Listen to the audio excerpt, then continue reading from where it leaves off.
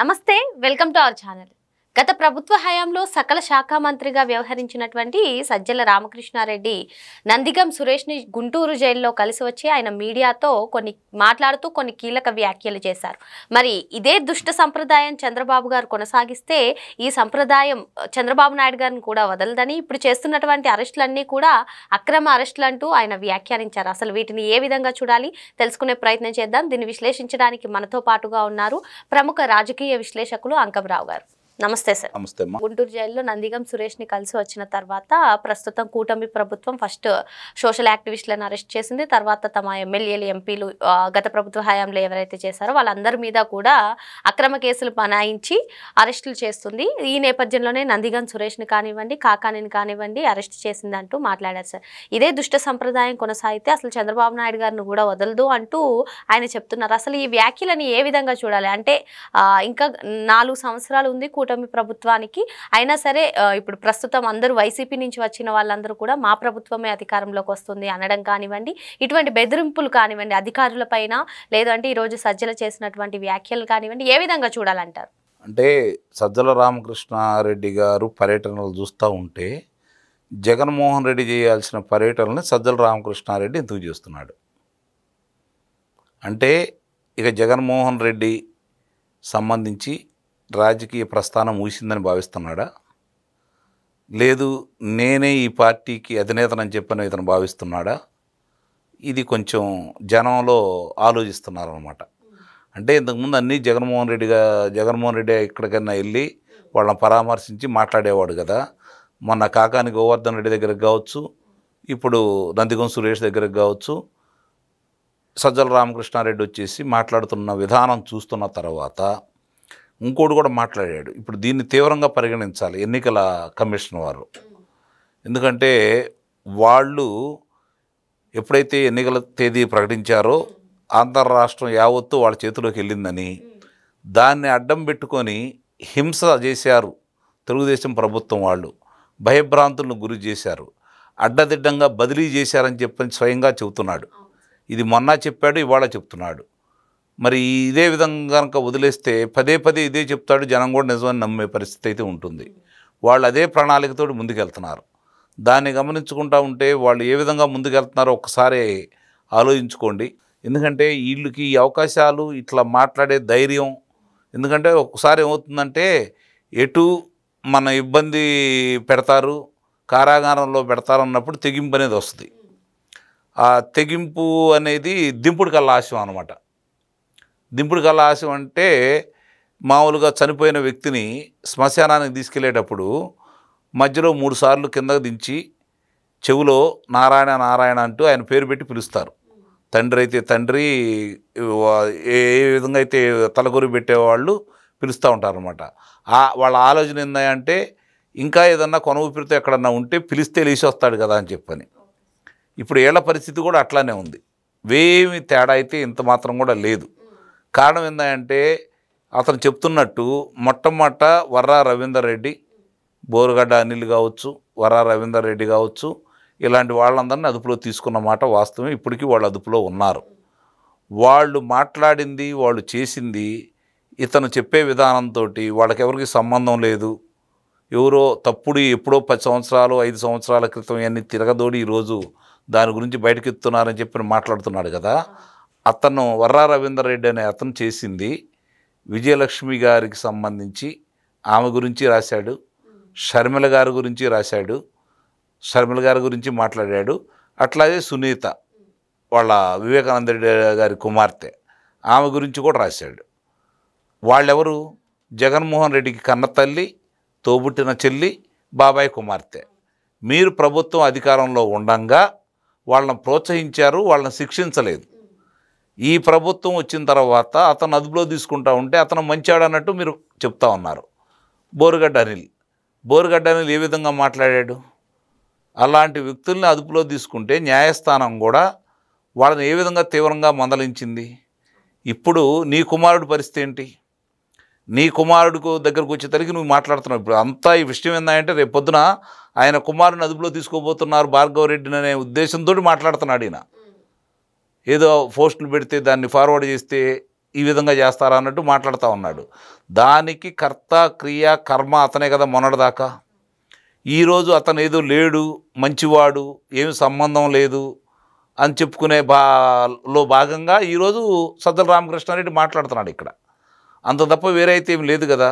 ఎవరైతే అదుపులో తీసుకున్నారో అప్పటి 5 సంవత్సరాల ప్రభుత్వం సమయంలో అదుపులో తీసుకున్న అచ్చెన్నాయుడు గారు కావచ్చు, లేదంటే పల్లా శ్రీనివాసరావు కావచ్చు, ఇక్కడికి వచ్చేతలకేమో చింతమనేని ప్రభాకర్ కావచ్చు, లేదంటే దేవినేని ఉమామహేశ్వరరావు కావచ్చు, గుంటూరు వచ్చేతలకేమో విజయవాడలోని పట్టాభి కావచ్చు, లేదంటే ఇక్కడికి వచ్చేతలకేమో ధూళిపాళ నరేంద్ర కుమార్ కావచ్చు, విజయవాడలో కొల్లు రవీంద్ర కావచ్చు, ఇలాంటి వాళ్ళందరం చూసుకుంటూ ఉంటే వాళ్ళ మీద పెట్టినటువంటి అభియోగాలు, అలాగే నారా చంద్రబాబు నాయుడు గారు కావచ్చు, ఆయన ఏ విధంగా 53 రోజులు కారాగారంలో పెట్టారో, మరి రఘురామకృష్ణరాజు గారి విషయం కావచ్చు, ఇంతమందిలో వీళ్ళే కాదు, నువ్వు పాత్రికేయుడిగా చేసావు కదా, నువ్వు 4230 జీవోని మీరే కదా తీసుకొచ్చేసింది.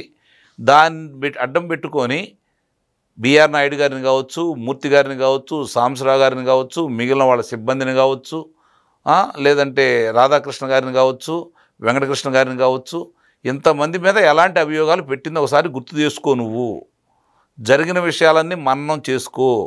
ఏం జరుగుతుందో నీకైతే తెలియంది కాదు. ఈరోజు మేకపోతు గాంభీర్యం ప్రదర్శించినందువల్ల ఈ కూటమి ప్రభుత్వం బెదిరిపోతుంది అనుకుంటే నిస్సందేహంగా కూడా మీరన్నట్టు మీరే అధికారంలోకి వచ్చినట్టే. అందుట్లో ఎలాంటి సందేహం కూడా ఏమి లేదు. మిమ్మల్ని గనక మళ్ళీ వదిలేస్తే, మిమ్మల్ని మీరు చేసిన దానికి గనక శిక్షలు వేయకుండా ఈరోజు వెలుసుబాటు కనుక కలగజేస్తే, మీ మీద చర్యలు తీసుకోపోతే, మీరు అనుకున్నట్టు మీ కూటమి ప్రభుత్వం మీ ప్రభుత్వం వచ్చినట్టే. అంటే వీళ్ళు ఏం చేయలేకపోతే జనము వీళ్ళేదో చెయ్యాలని, దానికి తగ్గ శిక్షలు వెయ్యాలని, అలాంటి వాళ్ళని ఆంధ్ర రాష్ట్రంలో తిరగనీయకూడదని చెప్పని అందరూ ఏకగ్రీవ తీర్మానానికి వచ్చేసి 59% ఆ కూటమి ప్రభుత్వానికి మద్దతు తెలిపిన ప్రజల మనోభావాలని వీళ్ళు గుర్తించినట్టే, దెబ్బతీసినట్టే నిస్సందేహంగా. దాన్ని ప్రజల మనోభావాలని, వాళ్ళు పడ్డ ఇబ్బందుల్ని, నాయకులు పడ్డ ఇబ్బందుల్ని దృష్టిలో పెట్టుకొని ఎంతమంది 151 మంది శాసనసభ్యులు ఉన్నారు, 22 మంది లోక్సభ సభ్యులు ఉన్నారు, వాళ్ళలో ఎంతమంది మీద అభియోగాలు మోపి ఈరోజు ఇబ్బంది పెడుతున్నారు. ఇందుట్లో తప్పు చేసిన వాళ్ళు కాకాని గోవర్ధన్ రెడ్డికి న్యాయస్థానం ఎందుకు వెలుసుబాటు ఇవ్వలేదు? ఇప్పుడు మిగిలిన వాళ్ళందరికీ ఎందుకు వెలుసుబాటు ఇవ్వలేదు? ఈ ధనుంజయ రెడ్డికి ఎందుకు వెలుసుబాటు ఇవ్వలేదు? కృష్ణమోహన్ రెడ్డికి ఎందుకు వెలుసుబాటు ఇవ్వలేదు? బాలాజీ గోవిందప్పకి ఎందుకు వెలుసుబాటు ఇవ్వలేదు? ఇవన్నీ కూడా నిన్నగాక మొన్న జరిగిన ఒక్కొక్క ఉదంతాలన్నీ కూడా బయటికి తీసుకొస్తూ ఉంటే, న్యాయస్థానం అంత తీవ్రమైన వ్యాఖ్యలు చేసినా కూడా మీరు ఈ విధంగా మాట్లాడుతున్నారు అంటే దానికి కూటమి ప్రభుత్వమే సమాధానం చెప్పాలి. సార్, వల్లభనేని వంశీ అరెస్ట్ అయినప్పుడు జగన్మోహన్ రెడ్డి అందగాల్ని అరెస్ట్ చేస్తుంది అంటూ ఒక పాయింట్ రేజ్ చేశారు sir. Next Kodali Nani arrest అవ్వచ్చు అని కూడా అన్నారు. మరి ఇప్పుడు అందరూ కూడా ప్రజలే కానివ్వండి, లేదంటే కొందరు కార్యకర్తలు కానివ్వండి అంటున్న మాట ఏంటంటే, అసలు అందగాళ్ళని మాత్రమే జగన్మోహన్ రెడ్డి పరామర్శిస్తారా, ములాఖాత్ అవుతారా? మరి నందిగం సురేష్ ఏం చేశాడు, కాకాని గోవర్ధన్ రెడ్డి ఏం చేశారు అంటే, ఇంకా నేను తిరగలేను, సజ్జల రామకృష్ణారెడ్డి చూసుకో అని ఆదేశించారా ఏంటి అని వీళ్ళు డిమాండ్ చేస్తున్నారు సార్. మీరేమంటారు?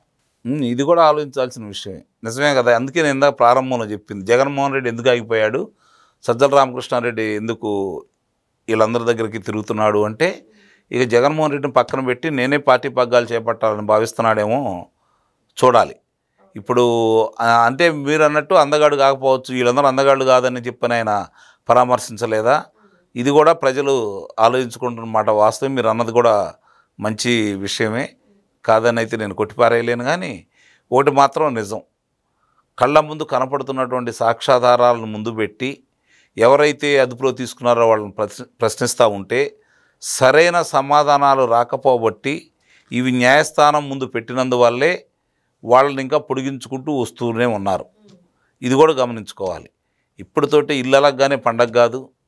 నువ్వు మాట్లాడింది ఏంటి నిజాలైతే కాదు. నువ్వు మాట్లాడితే ఈ కూటమి ప్రభుత్వం బెదిరిపోదు. నువ్వు మాట్లాడితే మీ మీద ఉన్నటువంటి నేరాలు వీళ్ళు మళ్ళీ రేపు పొద్దున అభియోగాలు మోపి మిమ్మల్ని దాంట్లో శిక్షలు పడే విధంగా చేయకుండా అయితే ఉండరు. నిస్సందేహంగా ఒక్కొక్కళ్ళని ఒక్కొక్కళ్ళ ఆధారాలు, మీరేం చేశారో ఈరోజు మీరు చెప్పుకోవాల్సిన పని లేదు, చిలక పలుకులు పలకాల్సిన పని లేదు. దళిత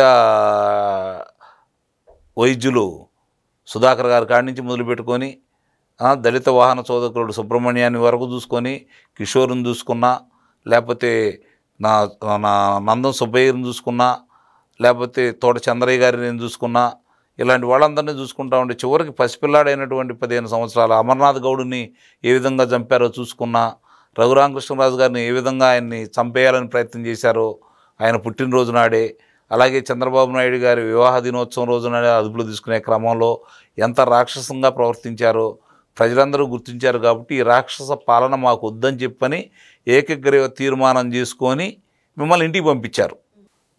మీరు చేసిన అరాచకాలన్నిటికీ శిక్షలు వేయమని చెప్పి ప్రజలైతే బలంగా కోరుకుంటున్నారు.